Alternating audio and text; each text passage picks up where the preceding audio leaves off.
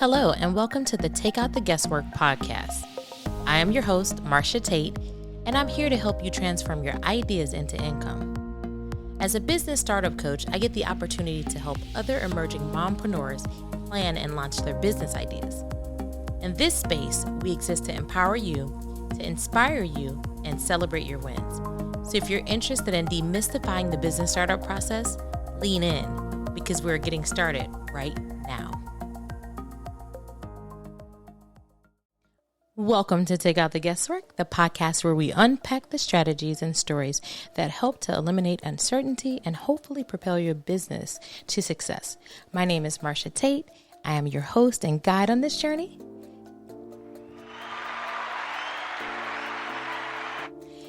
I'm a mom, a wife, and a business analyst by day and a serial entrepreneur by night.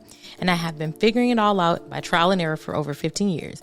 Currently, I'm a business startup coach and CEO of a company called Guesswork that helps aspiring mompreneurs launch their business ideas. And this, of course, is our inaugural episode. It is season 1, episode 1 of Take Out the Guesswork. It's been a long time coming. However, today I'll be sharing an overview of the podcast mission, a bit about who I am, and what you can expect in the upcoming weeks. So it probably won't be a long podcast, but it will be impactful, I'm sure. And so whether you're an entrepreneur, a marketer, a ministry leader, or simply someone looking to optimize their professional life, this podcast is designed with you in mind. And I'd just like to thank you for tuning in.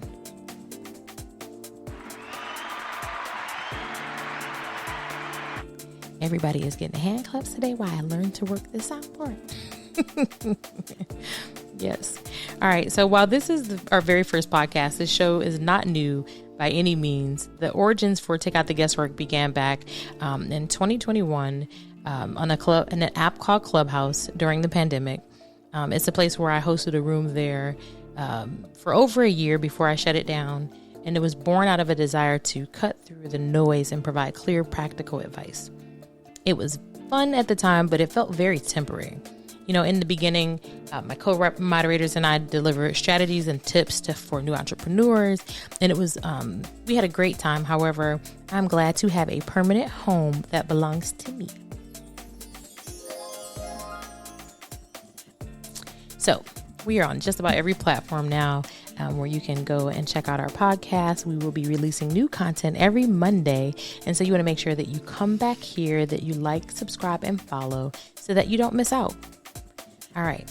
And so on this podcast, just to kind of give you a heads up of what's to come, we'll be sharing different tips, tools, and tricks for launching your business, which we will talk a lot about business showers because I love it. And we'll be having monthly interviews with experts in the industry of business startups for moms. And so we'll talk about brand stories, which are my favorite. I love stories behind the brand because I like to learn from other people's actions. I'm a cautionary tale kind of girl, and I rather learn from the mistakes of other people. And that is really how this podcast began. It's actually kind of how I live my life. I'd like to learn a lot from other people and then try to be the change or do it differently, right? So in my career, I've seen countless individuals and businesses struggle with uncertainty, often because they didn't have access to reliable information or strategies. And so this podcast aims to change that by delivering content that not only is informative, but is also easy to implement. I like easy. I like making things easy. And so that's the goal. As we go, we'll also explore some of the industry's best practices and ways for you to avoid making painful financial decisions. And so on top of that, we will be able to introduce you to some amazing entrepreneurs and sponsors. And so there are sponsor opportunities available. If you feel like that our business aligns with what you do, then by all means, reach out and inquire about being a podcast sponsor or by being a guest. You know, our contact information is in the show notes. And so I look forward to hearing from you. Everything is hand claps today. So just to kind of give you a little bit of information about me and my entrepreneurial journey, this is what it looked like. Back in 2008, I began my first company, and it failed graciously. I spent more time worrying about all the things that I did not know, and I felt very ill-equipped and way over my head. I was young, so it happens. I started my business because I ultimately wanted to change the financial forecast of my sons. And so I mentioned before that I'm a mom. I'm a mom of 5 young men who are ages 29 as of this recording. They are 29, 25, 22, 15, and one just turned 8 like a couple of days ago. And so that is my little team. And so I'm always trying to do things to make sure that their outcome in life is a lot better than where I began and where mine kind of progressed to. And so I feel like as parents, we're always trying to make our children's lives better than what ours was. However, our kids have no idea what we went through, and they have no idea what that life is like. And so a lot of times where we're out here struggling to be the best that we can be, our kids just want our time and want to be with us. And so I got into entrepreneurship really to start a family business so that my sons can see what it would be like to make their own money and to be their own boss. And so in my first business, I worked a lot with the older 3. And in this iteration, in this business, I work a lot with my 15-year-old. And so I love it. They're not that really interested in what I do or how I do it, especially because my clientele is mostly moms. And so they help as much as they can. And so today they were very helpful, and I just appreciate them. Justin and Christopher and Antoine and Brian and Sean, they all do a great job, and I just want to give them a shout out. I love you. Also to my husband, Marsha Tate, who has been my husband for this year makes 28 years. And, one day I'll tell you that story, because if you do the math and you count those numbers, you'll understand that they seem kind of off, but maybe I'll give it to you later in a different episode. However, for today, I'm just going to tell you a little bit about this background of mine. As a church girl, I leaned heavily on the verse from Proverbs chapter 16, verse 3 that says to commit to the Lord whatever you do, and he will establish your plans. Like, I believe wholeheartedly in the word of God, and I believe wholeheartedly in the things that God places inside of me. And so I strongly believed at the time that God had placed everything that I needed inside of me to succeed. I was also pregnant with my 4th son, so that's another story for another day. But I knew in my gut that I could do it. But my internal struggle with imposter syndrome derailed my business before it even hit the 1-year anniversary. And so it was kind of devastating because I don't like to fail at anything. However, it was necessary. And so I learned through that experience that new entrepreneurs struggle with a lot, and that a lot of information that they needed, just basic information, wasn't readily available. Like, the internet is there, things exist, but if you don't have someone to coach you through or to walk you through processes, then it's for nothing. And so it's one thing to contact the SBA or these women's business programs that they have, but if you don't know someone who's gone through what you go through, a lot of times you find yourself stuck and you don't know what to do, and you don't know who to contact. And even when you do contact people are kind of rude or gatekeep, and they won't tell you exactly what to do. They tell you just enough so that you can appear to do well, but not succeed more than they do. I don't know if that was just my experience. If you had similar experience, by all means, drop it in the chat and put it in the comments so that way we can just kind of talk it through. As a result, I work really hard at building community with the folks that I do business with and do life with, to make sure that our village, so to speak, is a better village where we genuinely, honestly help each other, and that we root for each other to win. I was at a meeting 2 days ago, and the speaker was saying that if the friends that you have are only happy for you when you are both winning, then they are not your friends. If you start to succeed in your business, which you will, and your friends may hate it, or I'm doing air quotes friends because they're not really your friends. If someone starts to turn on you because they see you doing better for yourself, then it's a sign or a clue or just, I don't know why I veered off to that, but apparently it's for somebody who's listening. If they start to act different or move different, like they say, then it's time to get new friends, or to move away, like distance. So back to the story. Like I said, I believe that God placed everything inside of me. However, after that business failed, I went on to get my bachelor's degree in business management with a minor in project management because I am a huge geek and I love homework. I love school. I love learning new things. I love tech. And I guess you can call me a nerd or a geek. I don't know. I love it. I wear it well. It's a badge of honor. And so over the last 20 years, I've spent time working in various corporate and nonprofit roles as a project manager, a product manager, a project manager, or offering some type of administrative support. And along the way, I've learned a lot about what works and what doesn't work. I learned a lot about what doesn't work, like a lot. So this podcast is my way of sharing my knowledge with you so that you can avoid the pitfalls and fast track your way to success. Hopefully you succeed. Hopefully you act on the items and things that we provide, and that you see some measurable growth, and that you come back and tell me about it, because I would like to know. I'm very curious. I love stories. So now my story might sound like the way that entrepreneurship works. Like you have a passion, you go get a degree, you learn all about business, and then you jump right in and do the work. Well, I will tell you that I learned more about business from doing the work than from learning and from reading about it. So after 24 years of actively working in and on other people's businesses, I can tell you tons of things that will save you time and save you money by helping you to not make the mistakes that I did. So let's transition. I like the sound. It's not a hand clap, but I like it. It's very girly. If you're listening right now and you're asking yourself, this is my soapbox moment, okay? If you're asking yourself, do I have what it takes to start a business? I'm going to suggest that you do. If you ask yourself, will I fail? The answer is maybe. It's possible. Maybe you won't. Maybe you will.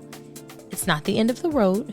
Failure helps us to course correct and to grow in other areas. If you're asking, or if you're just saying to yourself, well, what will people think of me? The reality is they're going to think something of you whether you do it or not. And my suggestion is, or just thought process to kind of implant in your brain is, who cares? People think what they want to think. All that matters is what your purpose is, and that you're working and operating towards that. People will say what they want to say, whether you win or not. Like I said, if someone is not rooting for you and you root for them, then nobody cares what they say. Their opinion of you is not your business. And so last, it says, what if what I want to do doesn't look like everybody else? I suggest that you do it anyway. I suggest that you do it scared. I feel as though if God gave you the idea to start the business that you want to start, I know that you were made to do it.